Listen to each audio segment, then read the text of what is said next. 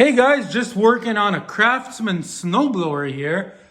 In today's awesome, very short video, I'm gonna show you how to remove your flywheel, guys. So what you have to do is obviously take some stuff off.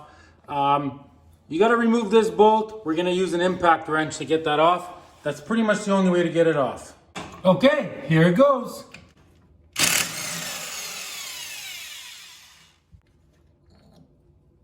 All right, so now that we got this off, see, everything's ready to go. Okay, I've seen guys put like the nut on, right? I don't recommend doing this, by the way.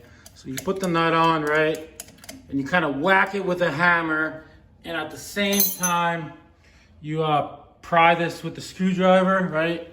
Like you gotta find a good solid spot, like metal on the engine, not like this cover, right? And you kind of hammer a screwdriver in here, and you bang that with a hammer, or you pull on it and give that a whack.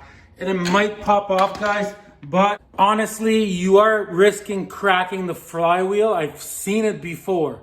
The best thing to use is one of these pulleys for like pulling off like drums off of a car. I bought this for 50 bucks. I use it for everything. So you put this thing on. This is the right way to do it. Okay, let's put it on. All right, so it looks like this. See, it has these like hooks on it. So you put those hooks in behind the flywheel here.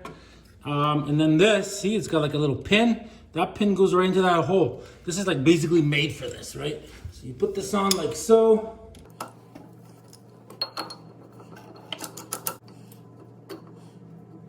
Okay, see, it's on. Just so you know how to put it on, right? So you got to get it on behind like so. See, all three of them.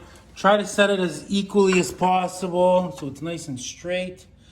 Okay, and you're just gonna put a socket on here and slowly start twisting, and this should just pop right off. All right, here it goes.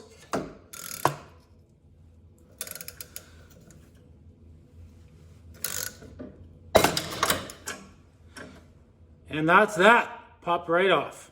Okay, so right inside of here, see there's a little groove. And right here, guys, see you have like, whatever these are called, I forget right now. See, so make sure that's there. Your points are under here. Your ignition coil is there. So we're not gonna touch any of that stuff in this video because I already found the problem. Check it out, guys. So look at this, guys, right on the flywheel here. Check it out, one of these magnets unglued.